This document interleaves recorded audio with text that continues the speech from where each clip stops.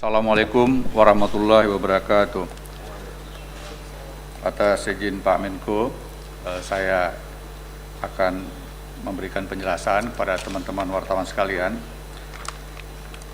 Yang pertama, saya ingin memberikan penjelasan bahwa dalam beberapa waktu terakhir ini, pengendalian COVID sudah cukup baik sekali. Artinya, kasus aktif mengalami penurunan, lantas angka sembuhnya mengalami peningkatan. Walaupun angka kematian di Indonesia masih berada di atas angka kematian global. Tetapi ini pun mengalami penurunan. Yang beberapa pekan terakhir angka kematian berada pada posisi 3,3%. Pada hari kemarin sudah turun menjadi 3,19%. Membandingkan kasus Indonesia dengan global saat ini adalah terjadi selisih 15,65%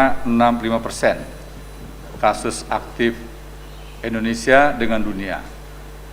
Kasus aktif kita 12,78%, sedangkan kasus aktif dunia 28,43%. Di sejumlah negara terjadi kenaikan kasus yang sangat tinggi sekali.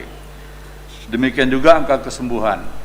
Angka kesembuhan di tanah air kita dengan angka kesembuhan global selisihnya sudah mencapai 14,83%. Suatu selisih yang sangat tinggi sekali, yaitu di negara kita 84,03%, sedangkan angka kesembuhan global 69,20%. Prestasi ini tentunya harus kita jaga dan kita pertahankan. Namun, dalam beberapa hari terakhir, terjadi penambahan kasus di sejumlah daerah. Bahkan di ibu kota negara mencapai kasus yang relatif lebih tinggi dibandingkan waktu-waktu sebelumnya. 2 hari yang lalu, kasus mencapai 1.579 dan kemarin 1.300-an. Oleh karenanya, teman-teman wartawan sekalian, kita harus mampu mengajak seluruh komponen bangsa untuk patuh kepada protokol kesehatan. Memang juga harus diakui bahwa terjadi peningkatan kasus selama libur panjang yang lalu. Namun, kalau dilihat angkanya, masih bisa kita kendalikan. Artinya tidak lebih tinggi dibandingkan pada libur panjang bulan Agustus yang lalu. Sejumlah rumah sakit di Banten dan juga di Jawa Barat serta Jawa Tengah mengalami peningkatan sudah di atas 70% untuk ruang ICU. Sedangkan di Jakarta, angka keterisian ruang ICU mencapai 69,5%. Tetapi ini pun harus bisa kita upayakan untuk tidak menambah lagi. Sejumlah kasus yang ikut menambah terjadinya kasus selama libur panjang yang lalu adalah kegiatan-kegiatan kerumunan yang terjadi dalam beberapa hari terakhir, terutama di wilayah Bandara Soekarno-Hatta, Cengkareng, di wilayah Kelurahan Petamburan dan juga wilayah Selipi, kemudian juga Tebet Timur serta Megamendung.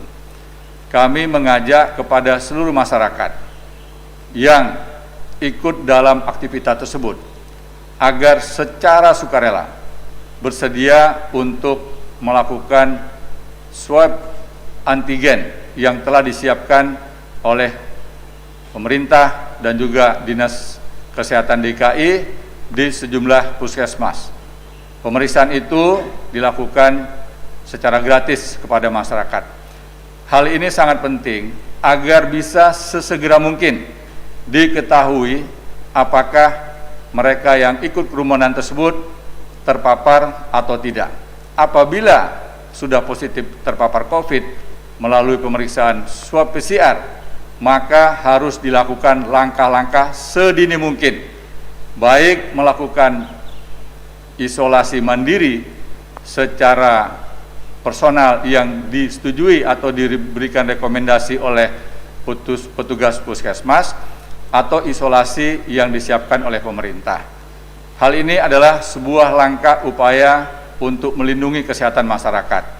Karena pengalaman kita selama 8 bulan lebih, apabila gejalanya ringan, bisa sembuh 100%, angka kematian 0%. Namun, apabila gejalanya masuk ke fase yang lebih tinggi, yaitu gejala sedang, angka kematian mencapai 2,6%. Adapun masuk kepada fase yang lebih tinggi, yaitu gejala berat, angka kematian mencapai 5,5%. Dan ketika masuk kepada fase kritis, angka kematian menjadi sangat tinggi, yaitu 67,4%. Inilah tugas kita semua untuk menyampaikan pesan-pesan kepada masyarakat agar secara sukarela bersedia melakukan pemeriksaan swab, apakah swab PCR maupun swab antigen. Sekali lagi, upaya untuk mengetahui secara dini akan sangat membantu percepatan penyembuhan. Dan yang terakhir, kami berharap ketegasan dari seluruh Satgas, baik di tingkat provinsi, kabupaten, kota, untuk melaksanakan aturan yang telah disusun oleh pemerintah daerah, baik itu peraturan yang bersifat perda maupun pergub, perbupati, dan perwali kota.